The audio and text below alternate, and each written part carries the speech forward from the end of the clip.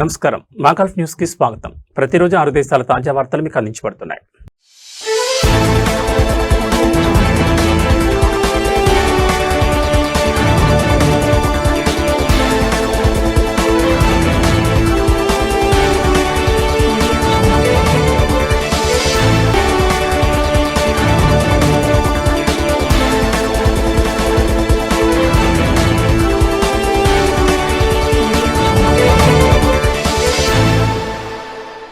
ఖతార్లో road ప్రమాదాల్లో గాయపడిన లేదా మృతి చెందిన వారి ఫోటోలు, వీడియోలు తీసి సోషల్ మీడియాలో పోస్ట్ చేస్తే కఠిన చర్యలు తప్పవని న్యాయ నిపుణురాలు హెచ్చరించారు.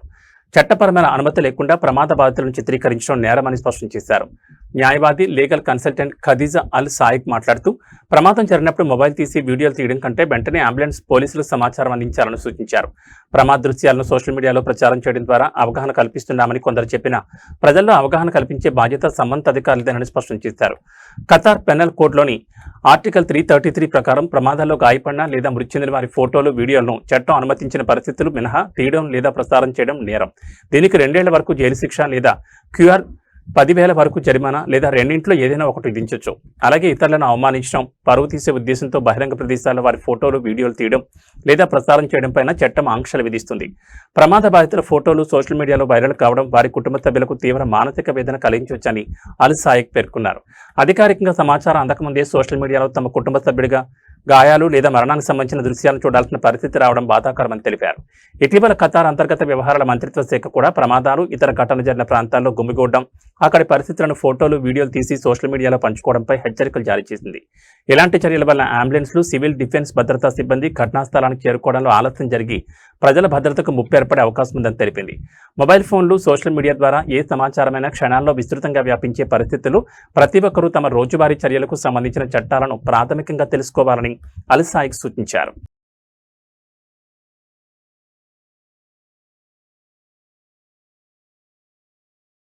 ఒమన్లో టెలికమ్యూనికేషన్స్ వినియోగదారుల డేటా రక్షణతో పాటు అవసరమైన ప్రమోషనల్ కాల్స్, మెసేజ్లను నియంత్రించేందుకు కొత్త నిబంధనలు అమల్లోకి వచ్చాయి. Telecommunications regulatory authority decision number 1511/25/2/36 కింద promotional call, service messages, value added services పై కొత్త రెగ్యులేషన్ జారీ చేసింది. ఈ నిబంధనలతో వినియోగదారుల డేటాకు మరింత రక్షణ కల్పించడంతో పాటు మోసపూరిత కాల్స్, స్పామ్ మెసేజ్లు, అనవసరమైన ప్రచార కమ్యూనికేషన్లకు అడ్డుకట్ట వేయాలని లక్ష్యంగా పెట్టుకున్నట్లు టీఆర్ఏ వెల్లడించింది. వినియోగదారుల సమాచారాన్ని వారి ముందస్తు అనుమతి లేకుండా స్థానిక లేదా అంతర్జాతీయ సబ్స్క్రైబర్లకు, అంతర్జాతీయ మధ్యవర్తులకు షేర్ చేయరాదు. లైసెన్స్ పొందిన టెలికాం సంస్థలు వినియోగదారుల డేటాను రక్షించేందుకు తగిన సాంకేతిక, సంస్థాగత చర్యలు తీసుకోవాలి. ప్రమోషనల్ మెసేజ్లు పంపే సంస్థలు తమ చట్టపరమైన లేదా వాణిజ్య పేరును స్పష్టంగా తెలియజేసే ఐడెంటిఫైయర్ను ఉపయోగించాలి. మార్కెటింగ్ మెసేజ్లను సాధారణ కమ్యూనికేషన్ల నుంచి సులభంగా గుర్తించేలా ప్రత్యేకంగా రూపొందించాలి. వాల్యూ యాడెడ్ రికరింగ్ సబ్స్క్రిప్షన్ సర్వీసులకు సంబంధించి కూడా స్పష్టమైన నిబంధనలు తీసుకొచ్చారు. సంబంధిత సంస్థలు అవసరమైన అనుమతులు పొందడంతో పాటు ఆ సేవలను అనుమతించిన ప్రయోజనాల కోసం మాత్రమే వినియోగించాలి. ప్రమోషనల్ కాల్స్, మెసేజ్లను ఒమన్ కాలమానం ప్రకారం ఉదయం 8 గంటల నుంచి రాత్రి 9 గంటల మధ్య మాత్రమే చేయాలి. నిర్ణీత సమయాలకు వెలుపల వినియోగదారులకు ఇబ్బంది కలగకుండా ఈ నిబంధన తీసుకొచ్చారు. మోసపూరిత, అనవసరమైన కాల్స్, మెసేజ్లను గుర్తించి అడ్డుకునే సాంకేతిక వ్యవస్థలను టెలికాం ఆపరేటర్లు ఏర్పాటు చేయాలి. వినియోగదారుల ఫిర్యాదుల కోసం ఏకీకృత రిపోర్టింగ్ వ్యవస్థలను ఏర్పాటు చేయడంతో పాటు ఆపరేటర్ల మధ్య సమాచార మార్పిడి, సహకారాన్ని కూడా ప్రోత్సహించాలని టీఆర్ఏ సూచించింది. నిబంధనలు ఉల్లంఘించిన వారికి నేర తీవ్రతను బట్టి ఓఎంఆర్ 500 నుంచి ఓఎంఆర్ 30,000 వరకు జరిమానా విధించనున్నారు. పదే నిబంధనలు ఉల్లంఘించి సంస్థలపై మరింత కఠినమైన చర్యలు తీసుకునే అధికారం టీఆర్ఏకు ఉంటుంది. వాణిజ్య కమ్యూనికేషన్ల అవసరాలను, వినియోగదారుల గోప్యత, భద్రత, అనవసరమైన కాల్స్ నుంచి రక్షణ హక్కులను సమతుల్యం చేస్తూ ఒమన్ టెలికమ్యూనికేషన్స్ రంగంలో నియంత్రణ వ్యవస్థను మరింత బలోపేతం చేయడమే కొత్త నిబంధనల ఉద్దేశమని టీఆర్ఏ తెలిపింది.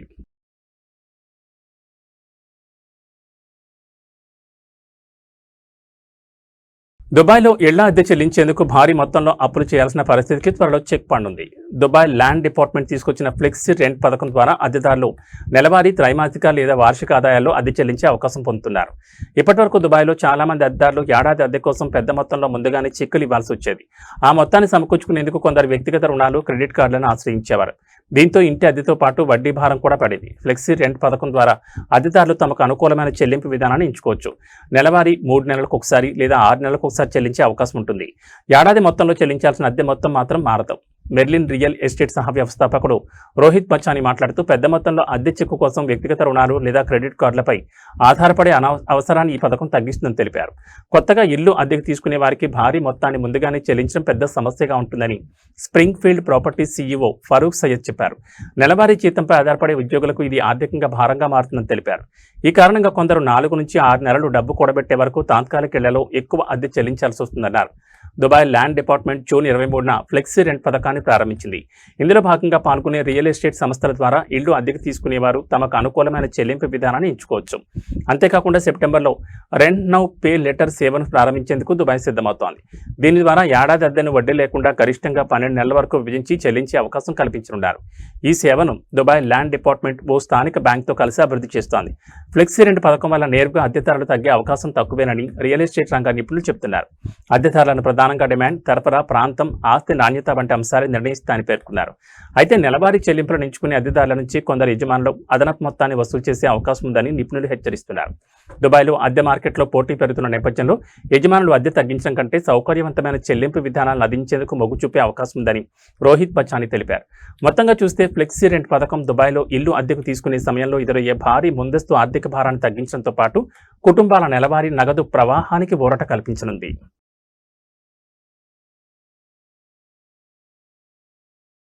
రద్దీగా ఉండే ప్రదేశాలు, అధిక ప్రమాదం ఉన్న కార్యకలాపాల కోసం థర్డ్ పార్టీ కోఆపరేటివ్ ఇన్సూరెన్స్ పాలసీని సౌదీ అరేబియా ప్రారంభించింది. Insurance authority, general directorate of civil defence సంయుక్తంగా ఈ పాలసీని ప్రకటించాయి. ఈ పాలసీ ద్వారా సంబంధిత సంస్థలకు సివిల్ లయబిలిటీ కవరేజ్ లభిస్తుంది. కవర్ అయ్యే ప్రదేశాల్లో ప్రమాదాల కారణంగా సందర్శకులు, వినియోగదారులకు గాయాలు కావడం లేదా వారి ఆస్తులకు నష్టం వాటిల్లినప్పుడు పరిహారం అందించేందుకు ఈ బీమా ఉపయోగపడుతుంది. సందర్శకుల హక్కులను రక్షించడంతో పాటు ప్రమాదాల కారణంగా ఏర్పడే ఆర్థిక నిర్వహణ భారాన్ని సంస్థలు సమర్థవంతంగా ఎదుర్కొనేలా చేయడం ఈ పాలసీ ప్రధాన ఉద్దేశమని అధికారులు తెలిపారు. సంబంధిత కేబినెట్ నిర్ణయం ప్రకారం ఈ బీమా తప్పనిసరి కానుంది.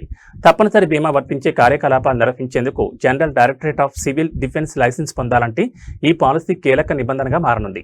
కార్యకలాపాల స్వభావం, వాటికి సంబంధించిన ప్రమాద స్థాయిని బట్టి అందించే పరిహారం మారుతుంది. పాలసీలో పేర్కొన్న నిబంధనలు, షరతులు, మినహాయింపులకు అనుగుణంగా బీమా కవరేజ్ అమలవుతుంది. దీన్ని దశల వారీగా అమలు చేయనున్నారు. ఇన్సూరెన్స్ అథారిటీ సీఈఓ నాజీ అల్ తమీమ్ మాట్లాడుతూ ఈ పాలసీ వ్యవహారాల స్థిరత్వానికి మద్దతు ఇవ్వడంతో పాటు బీమా తప్పనిసరి చేసిన రంగాల్లో పెట్టుబడుల ఆకర్షణను పెంచుతుందని తెలిపారు. ప్రమాదాల వల్ల కలిగే ఆర్థిక నష్టాన్ని తగ్గించుకోవడానికి సంస్థలకు ఈ బీమా సహాయపడుతుందని, తద్వారా కార్యకలాపాలను కొనసాగించడం, ప్రమాదాల అనంతరం త్వరగా కోలుకోవడం సులభమవుతుందని పేర్కొన్నారు.